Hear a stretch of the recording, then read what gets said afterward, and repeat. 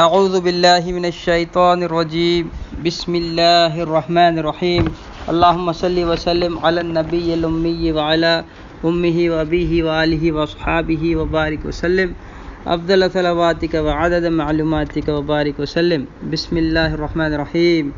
آج یہ دنیا ہے عبرت کی جگہ، قصہ یوسف سے عبرت چاہیے، جس کو ہم سمجھے ہیں نعمت کی جگہ، بلکہ ہر شے سے نصیحت چاہیے۔ بسم اللہ الرحمن الرحیم۔ خوشخبری حدیث پاک ہے، حضرت محمد صلی اللہ علیہ وسلم نے فرمایا کہ جس نے مجھے خواب میں دیکھا اس نے مجھ ہی کو دیکھا، شیطان میری صورت نہیں بنا سکتا۔ دو چیزوں کا ظہور جلدی ہونا ضروری نہیں، پہلا دعا اور دوسرا خواب۔ دعا فرعون کے لیے موسیٰ علیہ السلام دعا کرتے ہیں، اجیبت دعوتکما کہا جاتا ہے، لیکن 40 برس کے بعد اس کا اثر ہوتا ہے۔ اور خواب، یوسف علیہ السلام خواب دیکھتے ہیں، اس کی تعبیر 40 برس کے بعد ظاہر ہوتی ہے۔ یہ خواب کی ضروری بحث تھی۔ اب قصہ یوسف علیہ السلام شروع ہوتا ہے۔ حضرت یوسف علیہ السلام 12 برس کے تھے۔ باپ کے پاس سوتے سوتے چونک پڑے۔ باپ نے گلے لگا کر پیار کیا اور سبب پوچھا۔ اذ قال یوسف لأبیہ یا ابتی، یوسف نے کہا ابا جان، میں نے عجیب خواب دیکھا ہے۔ آسمان کے دروازے کھل گئے ہیں، ایسی روشنی پھیلی کہ تارے چمکنے لگے، پہاڑ نورانی ہو گئے، دریا بھی منور تھے، مچھلیوں میں غلغلہ تسبیح و تہلیل کا تھا۔ مجھے وہ لباس فاخرہ پہنایا گیا جس کی جھلک سے زمین منور ہو گئی۔ انی رأیت 11 کوکبا والشمس والقمر، میں نے 11 تارے اور سورج اور چاند کو دیکھا ہے۔ رأیتہم لی ساجدین، کہ وہ مجھ کو سجدہ کر رہے ہیں۔ چونکہ سجدہ ذی عقل انسان کا فعل ہے، تارے، سورج اور چاند کیسے سجدہ کر سکتے ہیں؟ اس شبہے کو اٹھانے کے لیے 2 مرتبہ رأیتو فرمایا کہ واقعی میں نے دیکھا ہے کہ وہ مجھ کو سجدہ کر رہے ہیں۔ یہ سنتے ہی حضرت یعقوب علیہ السلام گھبرا گئے۔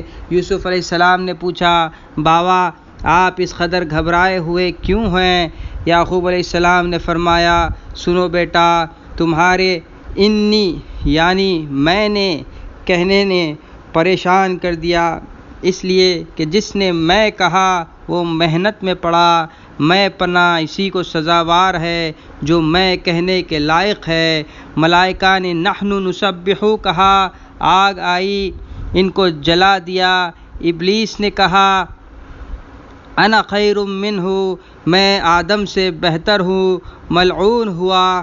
قارون نے کہا اوتیتہ علی علم عندی، میں اپنے علم کی وجہ سے دولت مند ہوا ہوں، زمین میں دھسا دیا گیا۔ فرعون نے کہا لی، غرق کیا گیا۔ دوسری بات یہ ہے کہ 11 تارے بھائی ہیں، سورج و چاند باپ اور سوتیلی ماں۔ تمہاری وہ شان ہوگی کہ سب گو تاروں جیسے ہوں، مگر تمہارے سامنے جھک جائیں گے۔ یہ باعث ہوگا بھائیوں کے حسد کا، اور وہ تمہاری ایذا رسانی کے در پہ ہوں گے۔ یہ ہے میری پریشانی کا باعث۔ بھائی جو تاروں کی شکل میں دکھے، اس سے یہ اشارہ ہے گو اب ایذا رسانی یوسف سے گناہ گار ہوں گے، مگر آخر میں توبہ کر کے یوسف کے صحابہ میں شامل ہو کر لوگوں کے لیے تاروں کی مانند باعث ہدایت ہوں گے۔ تاروں کا ذکر پہلے آیا، سورج و قمر کا بعد میں۔ اس سے اس طرف اشارہ ہے کہ اول ملاقات بھائیوں سے ہوگی، بعدہ والدین سے۔ تفسیر عرائس میں لکھا ہے کہ جو تجلی الہی سیدنا آدم علیہ السلام پر ہوئی تھی، وہی تجلی یوسف علیہ السلام پر ہوئی۔ اسی لیے جیسے ادھر فرشتے سجدے میں گرے تھے، ویسے ہی ادھر یعقوب علیہ السلام اور اولاد یعقوب سجدے میں گرے ہیں۔ تاروں اور چاند و سورج میں تجلی افعالی ہوئی تھی۔ اسی کو دیکھ کر حضرت ابراہیم علیہ السلام نے ھذا ربی فرمایا تھا۔ اگر آدم اور یوسف کو اور ان کے تجلی صفاتی کو دیکھتے تو چاند تاروں سے زیادہ ان کو لطف آتا، مگر یہ سب رسول اللہ صلی اللہ علیہ وسلم کو دیکھتے اور ان کی تجلی ذاتی کو، تو خدا جانے کیا کیا ہوتا۔ پہلے تو دفع ضرر کی تدبیر بتاتے ہیں۔ قال یا بنی لا تقصص رؤیاک علی اخوتک فیکیدوا لک کیدا۔ حضرت یعقوب علیہ السلام نے فرمایا، بیٹا یہ خواب تم اپنے بھائیوں سے نہ بیان کرنا، ورنہ وہ تمہارے حق میں فریب کی چال چلیں گے۔ اگر یہ خیال ہو کہ بھائی تو پیغمبر زادے ہیں، کیوں ایسا کریں گے؟ تو فرماتے ہیں ان الشیطان للانسان عدو مبین، شیطان انسان کا کھلا دشمن ہے۔ یہ تدبیر ہے جو حضرت یعقوب علیہ السلام کر رہے ہیں، تقدیر کچھ اور ہی ہے۔ تدبیر کرنے کا حکم ہے، کر رہے ہیں، مگر تدبیر پر بھروسہ نہیں، خدا پر بھروسہ ہے، اسی پر خوب اطمینان ہے۔ اگر کام بھی بگڑ جائے تو بھی اطمینان میں خلل نہیں آئے گا۔ ایسا تدبیر کرنے والا متوکل ہے۔ بلحاظ تدبیر توکل کئی قسم کا ہے۔ اول درجہ وہ ہے کہ اس کو خدا پر ایسا بھروسہ ہے کہ خود کو اور تدبیروں کو بالکل بھول جاتا ہے، ایسا بن جاتا ہے جیسے مردہ غسال کے ہاتھ میں جس طرح قدرت الہی حرکت دے حرکت کرتا ہے۔ یہ اعلیٰ درجے کا یقین کا نتیجہ ہے۔ یہ حالت والا کچھ تدبیر کرتا ہی نہیں اور نہ اس سے ہو سکتی ہے۔ حکایت: حضرت حبیب اعجمی رحمۃ اللہ علیہ اپنا لباس سر راہ رکھ کر کہیں چلے گئے تھے۔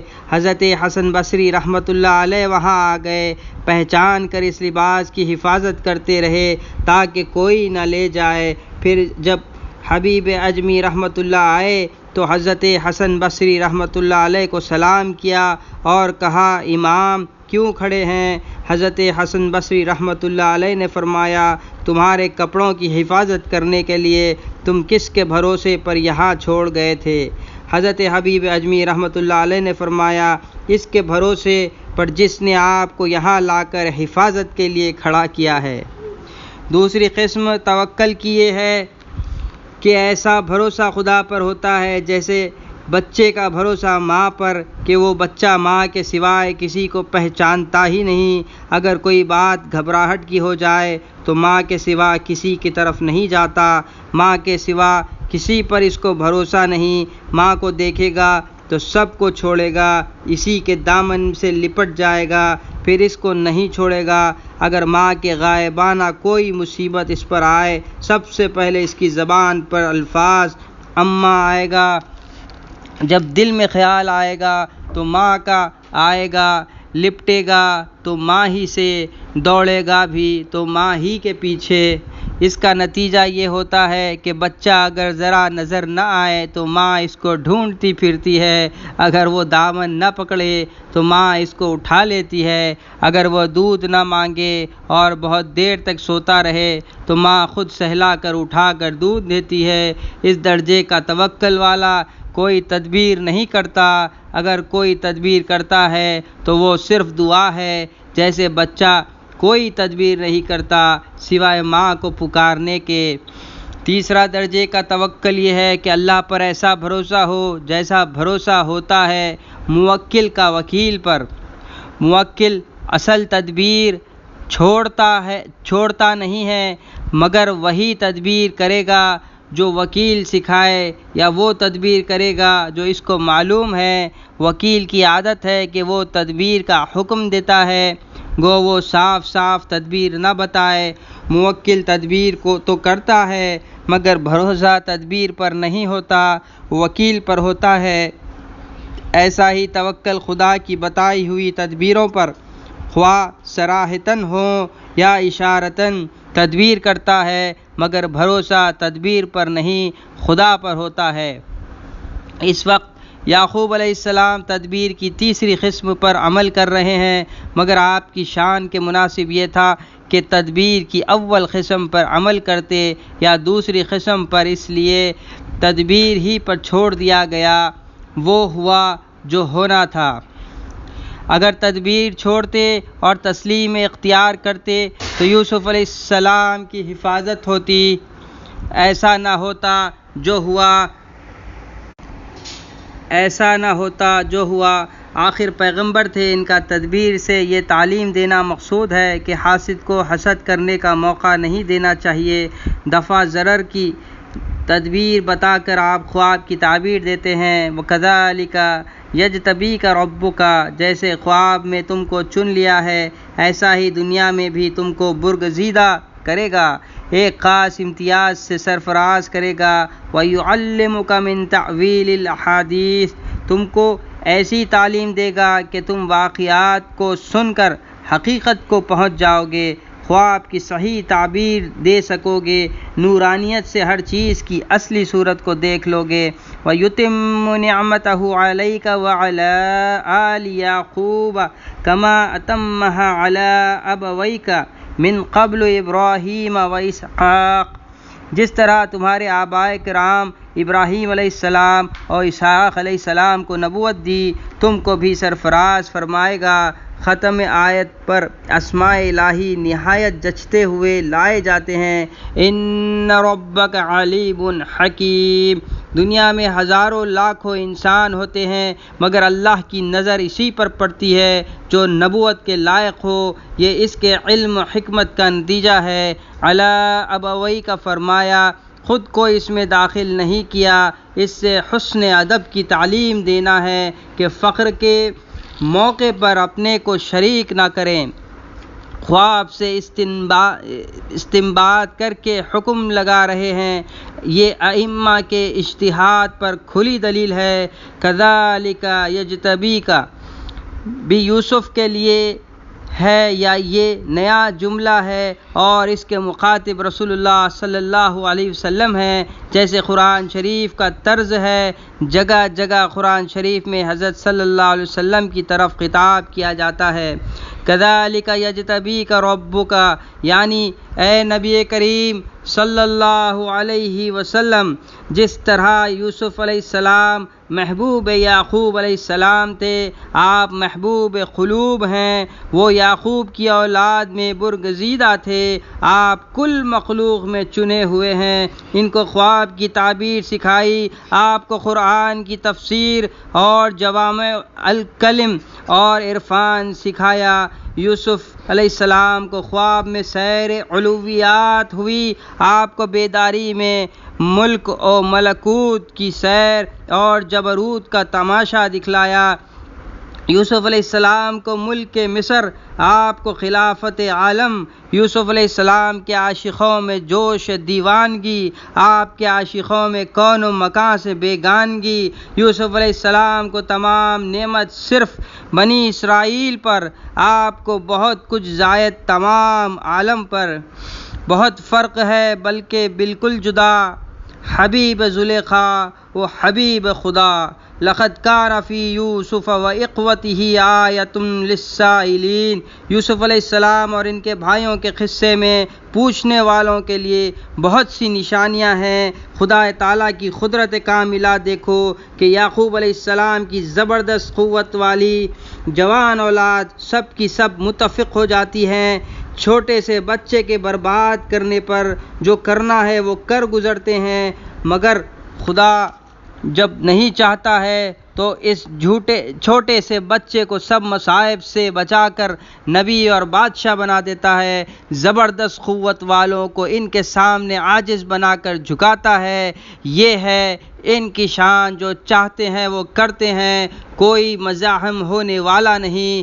حسد کا جال حاسدوں پر ہی پڑتا ہے، محسود محفوظ رہتا ہے۔ یا یوں سمجھیے کہ رسول خدا صلی اللہ علیہ وسلم سے حضرت یوسف علیہ السلام کے حالات پوچھنے والوں کو یقین کر لینا چاہیے کہ مکہ معظمہ اور مدینہ منورہ میں وہی واقعات ہونے والے ہیں جو کنعان اور مصر میں سینکڑوں برس پیشتر ہوئے تھے۔ تمام قریش اور بنی اسرائیل کو ایک نہ ایک دن اس نبی امی کے آگے جھکنا پڑے گا، جیسے اولاد یعقوب علیہ السلام یوسف علیہ السلام کے آگے جھکی تھی۔ اس میں یہ بھی اشارہ ہے، اے کفار مکہ، تم یہودیوں کی محبت پر بھروسہ مت کرو، یہ وہی لوگ ہیں جنہوں نے اپنے بھائی یوسف علیہ السلام کے ساتھ ظلم اور بے وفائی کی تھی۔ تم سے بے وفائی کرنے میں کیا دیر ہے؟ خلاصہ یہ ہے کہ یوسف علیہ السلام خواب دیکھتے ہیں، باپ تعبیر دے کر حاسدوں کے شر سے محفوظ رہنے کی تدبیر بتا کر بے فکر ہو جاتے ہیں۔ تقدیر کو جو کچھ کرنا ہے، اس تدبیر سے وہ کب رک سکتی ہے؟ جس درجے پر یوسف علیہ السلام کو لے جانا ہے، اس سلسلے کی پہلی کڑی یوسف علیہ السلام کا خواب دیکھنا ہے۔ دوسری کڑی یہ ہے کہ حضرت یوسف علیہ السلام کی سوتیلی ماں، جو خالہ بھی ہیں، باپ بیٹوں کی رات کی باتیں سن لیتی ہے۔ جب یوسف علیہ السلام کے بھائی جنگل سے آئے تو ماں نے کہا، تم پر محبت کرنے کو تم، اجر لینے کو یوسف۔ اس کے بعد خواب اور خواب کی تعبیر سب ان سے کہہ دی۔ صاحبو، کسی کا بھید ظاہر کر دینا بہت بری چیز ہے۔ خدا اور لوگوں کے پاس اس سے زیادہ کوئی بری چیز نہیں ہے۔ اس سے بڑی بڑی خرابیاں پیدا ہوتی ہیں۔ بظاہر یوسف علیہ السلام پر مصیبتیں آنے کا باعث یہی ہوا، ماں کے کہنے سے چھیڑ ہو گئی۔ یوں تو پہلے ہی سے بھائیوں کے خیالات یوسف علیہ السلام کی نسبت بگڑ رہے تھے۔ وہ یہ سمجھ رہے تھے کہ باپ کو یوسف سے زیادہ محبت ہے، حالانکہ یہ صرف بھائیوں کا خیال ہی تھا۔ بات صرف اتنی تھی کہ یوسف علیہ السلام اور بنیامین سب سے چھوٹے تھے اور بن ماں کے ہو گئے تھے، اس لیے حضرت یعقوب علیہ السلام ان کا خاص طور پر خیال رکھتے تھے۔ یہی بھائیوں کو ناگوار گزرا، اور پھر یہ شبہ دن بدن قوی ہوتا گیا کہ ہو نہ ہو یوسف ہی ہمارے والد کی نبوت کے وارث ہوں اور ہم محروم ہو جائیں۔ یہ تو ہم بڑھتے بڑھتے حسد کے درجے کو پہنچ گیا۔ حسد بری بلا ہے، خدا اس سے بچائے۔ اللہ تعالیٰ فرماتا ہے، اے حاسد، محسود کو، یعنی جس پہ حسد کیا گیا ہو، کو جو کچھ میں نے دیا ہے وہ میری تقسیم ہے۔ تو میری تقسیم کو پسند نہیں کرتا، میرے فیصلے پر تجھے غصہ آتا ہے۔ معلوم ہوتا ہے کہ تجھے موت یاد نہیں، ورنہ تجھے اپنی فکر پڑتی اور لوگوں پر حسد کرنے کی فرصت ہی نہ ملتی۔ حاسد کی مثال ایسی ہے جیسے کوئی شخص دشمن پر پتھر مارے، وہ پتھر الٹ کر اسی کی آنکھ پر لگے اور وہ کانا ہو جائے، پھر غصے میں آ کر دوسرا پتھر مارے، وہ بھی الٹ کر اس کو لگے اور دوسری آنکھ بھی پھوڑ دے، پھر غصے میں آ کر پتھر پھینکے، الٹ کر اسی کے سر کو لگے اور سر توڑ دے۔ محسود صحیح و سلامت کھڑا دیکھتا رہتا ہے۔ ایسا ہی حاسد کی نیکیاں محسود کو دلائی جاتی ہیں۔ یہ آخرت کا نقصان الگ ہے۔ دنیاوی نقصان یہ ہے کہ حاسد ہمیشہ عذاب میں ہے، رات دن دیکھ کر جل رہا ہے۔ محسود کو کوئی ضرر نہیں، جب تک اس کے مقدر میں وہ نعمت ہے اس کے پاس رہے گی، اس کے حسد سے وہ زائل نہیں ہوگی۔ حکایت ہے کہ بادشاہ کا ایک مخرب تھا، وہ کہتا تھا، بادشاہ سلامت، تم لوگوں سے بھلائی کیا کرو، تم سے جو برائی کرے گا خود اس کو برائی پہنچے گی۔ بادشاہ اس کو بہت چاہتا تھا۔ دوسرے مصاحب کو اس شخص سے حسد پیدا ہوا، وہ اس سے جلنے لگا۔ ایک روز دوسرے مصاحب نے بادشاہ سے کہا کہ فلاں مصاحب آپ کا لوگوں سے کہتا پھرتا ہے کہ بادشاہ کے منہ سے بدبو آتی ہے۔ بادشاہ نے کہا، کیسے معلوم ہو کہ اس کا یہ خیال ہے؟ انہوں نے کہا، آپ اس کو نزدیک بلائیے، منہ پر ہاتھ رکھے گا تاکہ آپ کے منہ کی بدبو نہ سونگھ سکے۔ پھر بادشاہ کے پاس سے جب گھر آیا، اس شخص کو بلا کر کھانا کھلایا، اس میں لہسن بہت ڈالا۔ بعد کھانے کے کہا، بادشاہ کو لہسن کی بو بری معلوم ہوتی ہے، ذرا سنبھل کر بادشاہ کے نزدیک جانا۔ ادھر بادشاہ نے اس کو بلا بھیجا، وہ بادشاہ کے نزدیک گیا تو اس نے اپنے منہ پر ہاتھ رکھ لیا تاکہ اپنے منہ کی لہسن کی بدبو بادشاہ کو نہ آئے۔ بادشاہ کو مصاحب کی بات سچ معلوم ہوئی، بہت آزردہ ہوا، بادشاہ کی عادت تھی کہ کسی کو جب انعام دیتا تھا تو خزانے دار کو لکھ کر جس کو انعام دینا ہے اسی کے ہاتھ میں دیتا تھا۔ اسی طرح ایک فرمان لکھ کر اس شخص کو دیا۔ وہ فرمان لے کر یہ شخص باہر نکلا ہی تھا کہ وہ حاسد مصاحب ملا اور پوچھا یہ کیا ہے؟ اس نے کہا بادشاہ میرے لیے خزانے دار کے نام کچھ لکھا ہے۔ اس حاسد نے کہا میں تم کو اتنی رقم دیتا ہوں، یہی لے لو، تم جانے کی تکلیف سے بچ جاتے ہو، میں جا کر وصول کر لیتا ہوں۔ محسود راضی ہو گیا، وہیں اس سے نقد پیسے لے لیے۔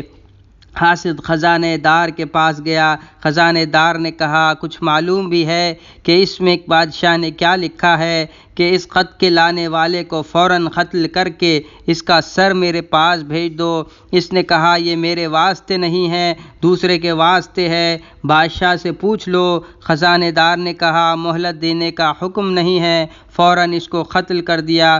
دوسرے دن محسود بادشاہ کے پاس گیا۔ بادشاہ نے پوچھا خط کیا کیا؟ اس نے کہا حاسد نے مجھ سے اس طرح کہہ کر وہ خط خود لے لیا۔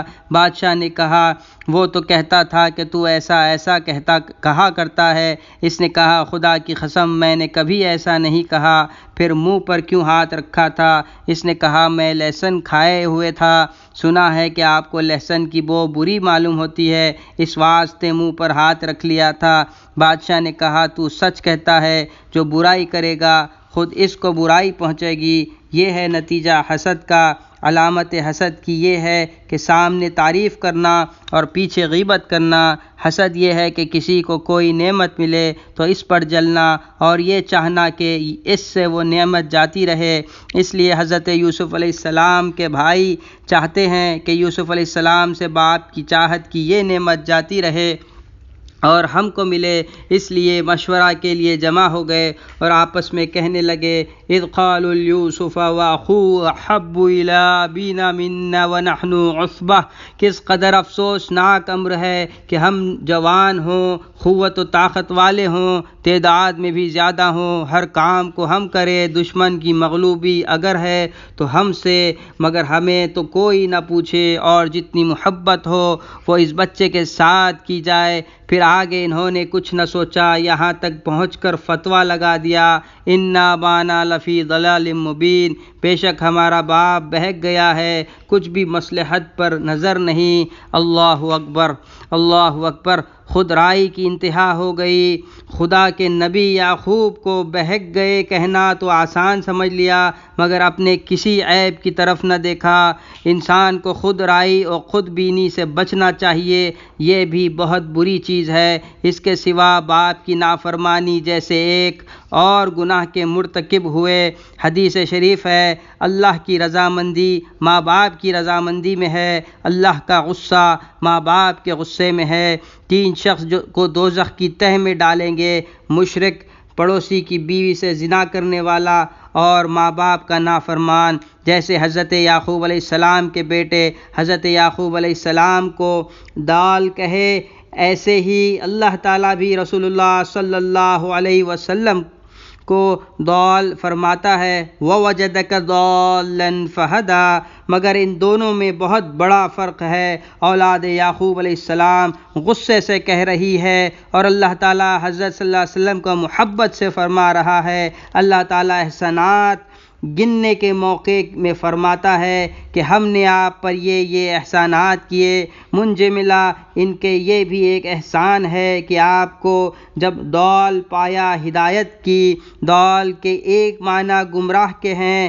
نبوت کے پہلے جب ہم آپ کو گمراہی کا کام کرنے والا پاتے تو اس سے بچاتے تھے، جیسے حضرت صلی اللہ علیہ وسلم نے فرمایا کہ ایک روز میں نے اپنے ساتھی سے جو بکریاں چرایا کرتا تھا کہا کہ آج کی رات تم میری بکریوں کی حفاظت کرنا، میں مکہ معظمہ جاتا ہوں۔ یہ کہہ کر میں مکہ معظمہ کے اس گھر میں آیا جہاں راگ ہوتا تھا، باجے بجتے تھے، لہو لعاب ہو رہا تھا، میں وہاں جا کر بیٹھ گیا۔ اس موقع کے لیے اللہ تعالیٰ فرماتا ہے وَوَجَدَكَ ضَالًّا، گمراہی کا کام کرنے والا پایا۔ حضور صلی اللہ علیہ وسلم کا ارشاد ہے کہ مجھے وہاں پر اس قدر نیند کا غلبہ ہوا کہ وہیں پڑھ کر سو گیا۔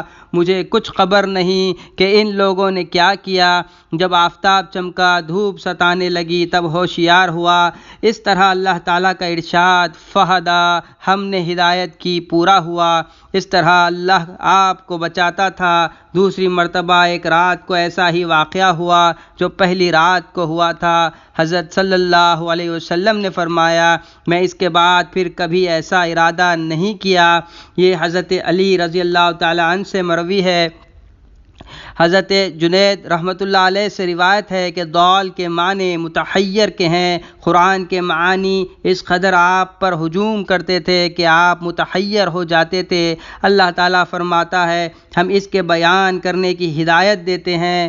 ضال کے معنی ناسی، بھولنے والے کے ہیں، یعنی معراج میں مقام معراج کی ہیبت سے آپ پر بھول غالب ہو رہی تھی۔ کیا کہیں، کیا چاہیں، کس طرح حمد کرے، کچھ آپ سے سدھر نہیں رہا تھا۔ فہدا، ہم نے آپ کے دل سے دہشت دور کر کے نہایت اطمینان آپ کو دیا۔ جو مطلب تھا چاہا، جو کہنا تھا، ایسی حمد کی جو آج تک کسی نے نہیں کی تھی۔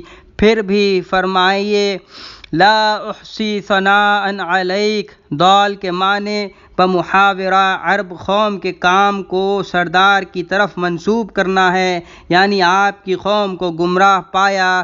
فہدا، پھر ان کی ہدایت کی۔ عرب اس درخت کو جو تنہا جنگل میں ہو، اس کو ضال کہتے ہیں۔ ووجدک ضالا، ملک عرب میں آپ اکیلے تنہا مثل اس درخت کے تھے جو کسی جنگل میں اکیلا ہو۔ فہدا، پھر مخلوق کو ہدایت کی جو جوق در جوق آ کر آپ سے مل رہے ہیں۔